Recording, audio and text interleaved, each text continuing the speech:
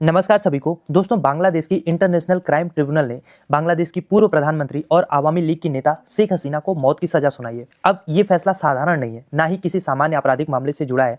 आपको याद होगा, अगस्त 2024 में जो व्यापक विरोध प्रदर्शन बांग्लादेश में हुआ था, उसमें कथित रूप से क्राइम अगेंस्ट ह्यूमैनिटी के संदर्भ में ये सजा सुनाई गई है, जिसमें शेख हसीना के ऊपर विरोध कर रहे प्रदर्शनकारियों की हत्या और अत्याचार का मामला शामिल है। और जैसे ही इस मामले में जज ने सेंटेंस टू डेथ शब्द का इस्तेमाल किया, वहां मौजूद लोगों और वकीलों के बीच में एक सेलिब्रेशन शुरू हो गई। और ये दृश्य एक तरफ न्याय की मांग को भी दर्शा रहा है, वहीं दूसरी ओर बांग्लादेश की राजनीति के गहरे ध्रुवीकरण और प्रतिशोध की भावना को भी उजागर कर रहा है। अब यहाँ पे बड़ी प्रॉब्लम ये है कि बांग्लादेश की इंटरिम गवर्नमेंट के जो हेड हैं, डॉक्टर यूनुस, उनका काम था कि 2026 तक बांग्लादेश में चुनाव करा के जो जनता के द्वारा चुना गया नेता है उसको पावर ट्रांसफर करना, पर अभी तक उसका कोई रोड मैप नहीं बनाया गया है। और ऐसा लग रहा है यूनुस साहब उससे ज्यादा ये जो राजनीतिक प्रतिशोध है, जिसमें राजनीतिक फिगर को एलिमिनेट करने की भावना है, उसको करने में ज्यादा व्यस्त है। अब बांग्लादेश की डिमांड ये है कि भारत शेख हसीना को जल्द से जल्द बांग्लादेश भेज दे। दरअसल भारत और बांग्लादेश के बीच में एक एक्स्ट्राडिशन ट्रीटी 2013 में साइन की गई थी। इसी आधार पे बांग्लादेश ये मांग कर रहा है। लेकिन यहाँ पे एक लीगल कॉम्प्लिकेशन ये है कि इसी ट्रीटी के आर्टिकल 6 में साफ साफ लिखा गया है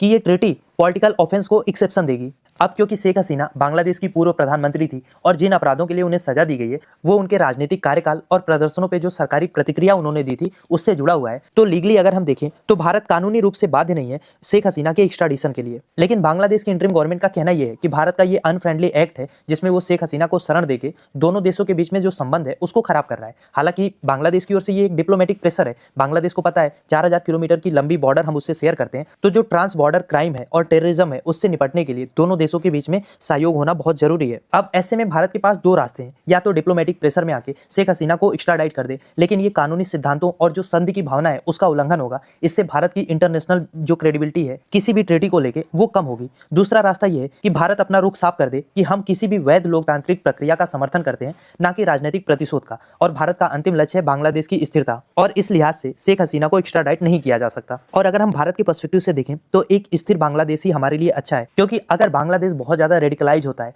पाकिस्तान की तरह हाइब्रिड रेजिम में बदल जाता है जहां आगे सिविलियन गवर्नमेंट है, पीछे से सैन्य ताकतें शासन चला रही हैं, तो फिर बांग्लादेश में जो माइनॉरिटी है, खासतौर पे हिंदू माइनॉरिटी, उनके लिए बहुत ज्यादा सर्वाइवल का इशू सामने आ जाएगा। इसके अलावा जो अभी केवल चुनावी रैली में यूज किया जा रहा है ऐसे शब्द जो घुसपैठिए हैं, उसकी समस्या लिटरली आ जाएगी। और फिर जो भारत का पूर्वोत्तर राज्य है वहां पे भी सिक्योरिटी का एक बड़ा इशू खड़ा हो सकता है। लेकिन बांग्लादेश में क्या होगा ये अभी के लिए कहना मुश्किल है, क्योंकि बांग्लादेश इस समय एक ऐसे क्रॉस रोड पे खड़ा है जहां से किसी को नहीं पता कि ये देश लोकतंत्र की ओर आगे बढ़ेगा या यहाँ पे भी पाकिस्तान और म्यांमार जैसे हालात होने वाले हैं। खैर, आपको क्या लगता है, आप क्या सोचते हैं इस बारे में, लिखिए अपनी राय कमेंट बॉक्स में। और इस टॉपिक का कंप्लीट वीडियो आप डायरेक्टली चैनल पे भी जाके देख सकते हैं।